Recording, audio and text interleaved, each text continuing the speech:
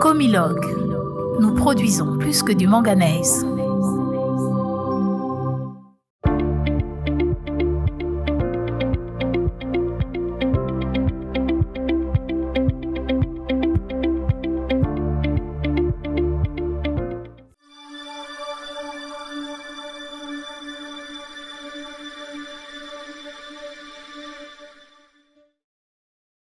Nous sommes ici en pleine forêt dans le parc national de Moukalaba-Doudou au sud du Gabon.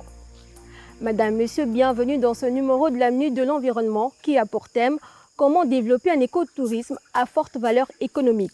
Dans ce numéro, le professeur Alfred Gomonda, le commissaire général au Centre national de recherche scientifique et technologique, et le docteur Étienne François Akomo Okwe de l'Institut de recherche en écologie tropicale vont nous parler du programme de conservation de la biodiversité à travers la coexistence durable entre l'homme et l'animal. Regardez.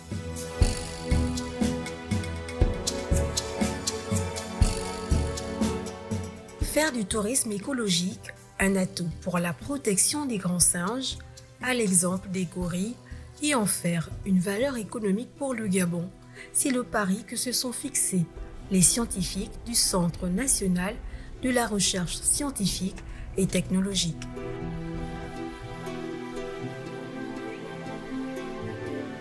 À présent, cap pour le village d'Oussala, dans la province de la Nyanga.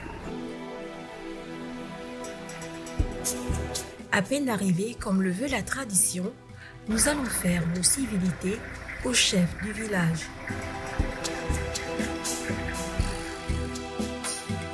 Sur la station de recherche Ired Sénarès de Doussala, toute l'équipe s'apprête pour la visite en forêt.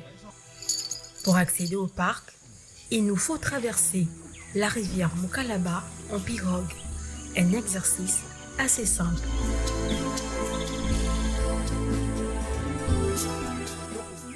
Accompagnés de guides formés par le centre de recherche, nous prenons un sentier qui nous mènera jusqu'au site. Nous allons observer les gorilles en plein milieu naturel.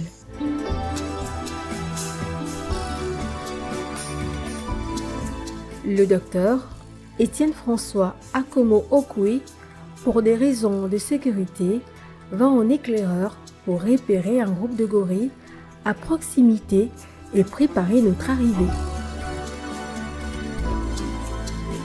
Une pause s'impose. Occasion d'échanger avec le professeur Gomonda. Alors professeur, vous êtes de nouveau l'invité de la Minute de l'Environnement. Merci d'avoir répondu à notre invitation. Qu'est-ce qu'on entend d'entre deux jeux par écotourisme à forte valeur économique? Merci de m'avoir invité à participer à votre émission. L'écotourisme, c'est une forme de tourisme.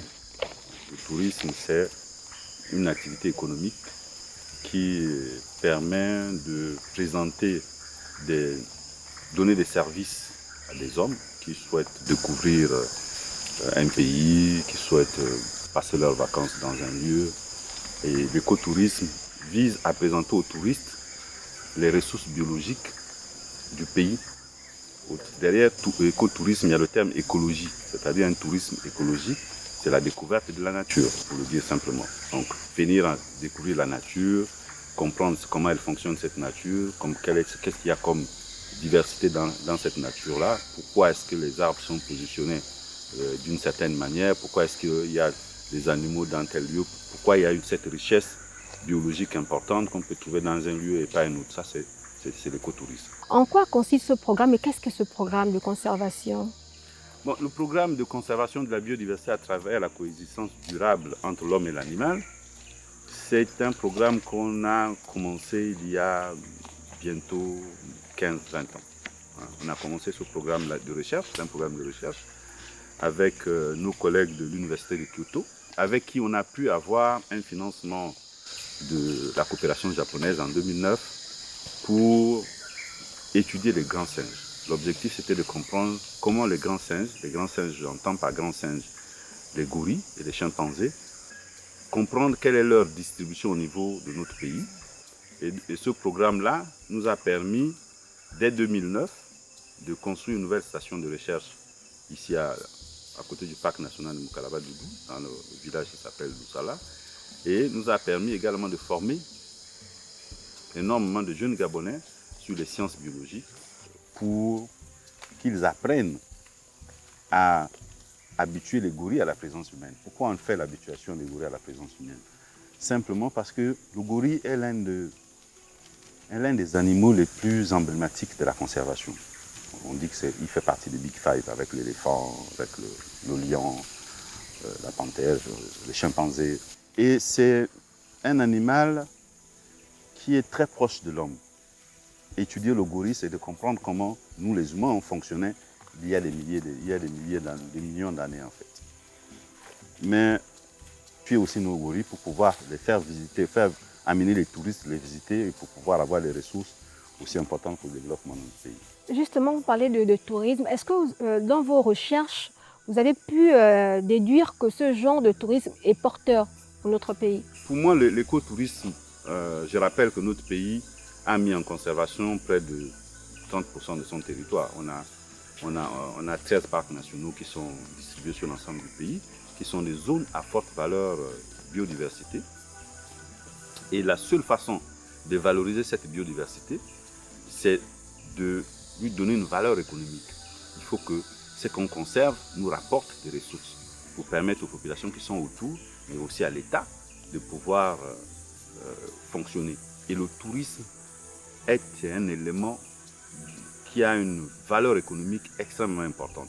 L'économie de notre pays est aujourd'hui basée sur le pétrole, mais le pétrole n'est pas infini. Le pétrole finira un jour par s'arrêter, mais la biodiversité que nous avons dans nos écosystèmes restera toujours là. Donc c'est à nous de commencer à construire les nouveaux outils économiques qui vont nous permettre de valoriser au mieux cette biodiversité-là pour que notre économie continue à se développer dans le futur au cas où le pétrole, nous ne l'aurons plus. Donc l'écotourisme doit être l'une des clés de ce développement futur du pays. La population de gorilles au Gabon est estimée à 380 000 dans les forêts du pays.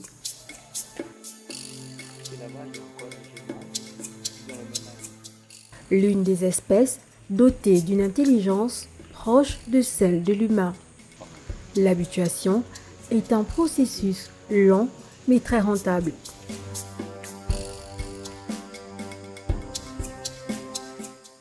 Nous reprenons le chemin de la forêt. Le groupe de gorilles a été détecté. Les guides savent comment les retrouver facilement dans cet univers verdoyant en imitant les cris de l'animal.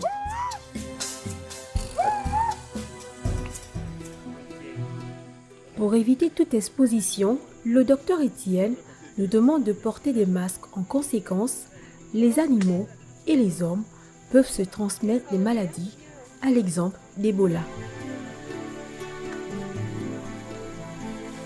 Nous allons vivre une expérience particulière. La scène est à couper le souffle. Un mâle dos argenté, dormant sur un nid à hauteur des branches des arbres. Des femelles jouant dans les arbres avec leurs petits. Et au sol, de mâles adultes s'amusent.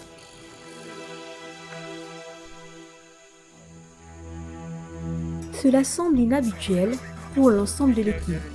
Nous sommes avec des animaux sauvages, des instants uniques et magnifiques.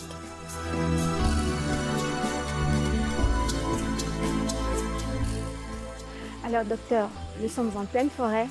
Nous avons ensemble approché des gorilles, vu un dos argenté, des enfants, des jeunes mâles en train de s'amuser. Comment est-ce possible? Là, vous avez vécu là le résultat d'un travail scientifique de longue haleine. C'est ce qu'on appelle le processus d'habituation du gorille à la présence humaine.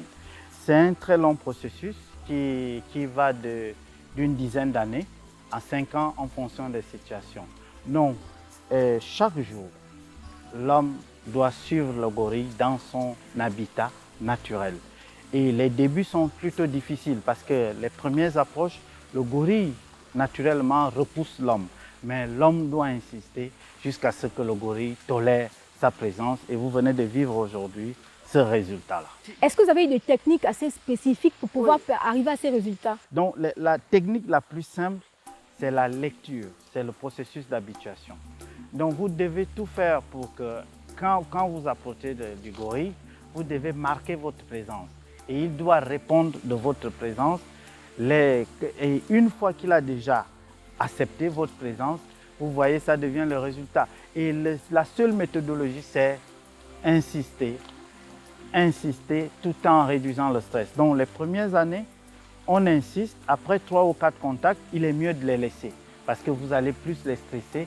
Au bout de 2 ans, on va quitter de 2 à 3 contacts jusqu'à 10, 15 et plus d'une heure de contact que nous venons de faire. Donc c'est un travail de longue haleine. Il faut suivre les gorilles tous les jours pour y arriver. Au bout de ces années d'observation, qu'est-ce que vous allez faire comme constat? Comment se comportent les gorilles? Qu'est-ce que vous avez appris? Au départ, lorsqu'on voit l'organisation sociale, il y a un mâle dominant qui s'entoure des femelles, plusieurs femelles et plusieurs enfants. Lorsqu'on fait la comparaison avec notre structure sociale, il y a des coutumes bantoues qui sont la polygamie. En fait, le régime polygamie vient de la nature. On voit bien que cette similitude est claire.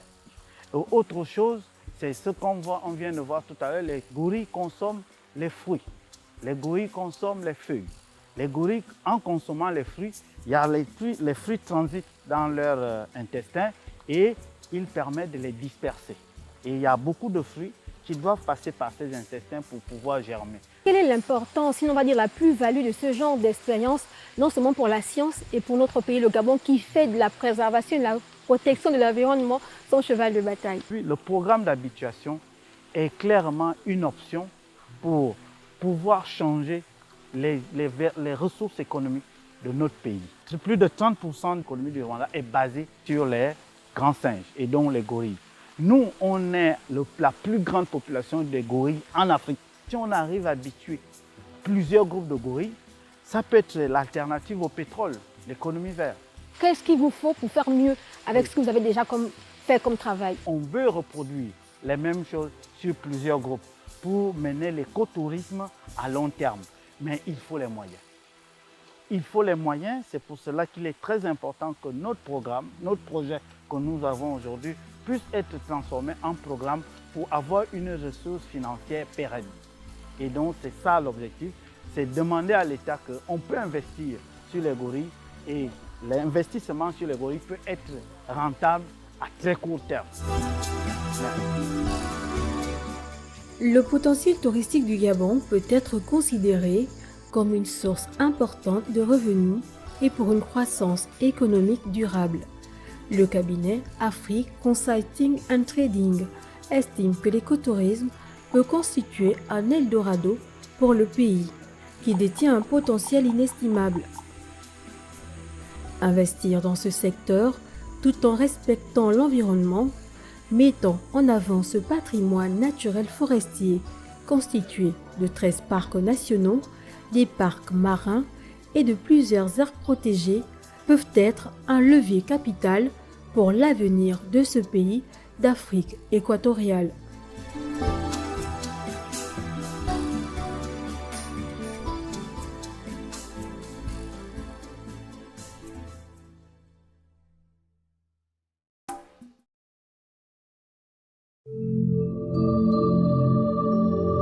Comilogue.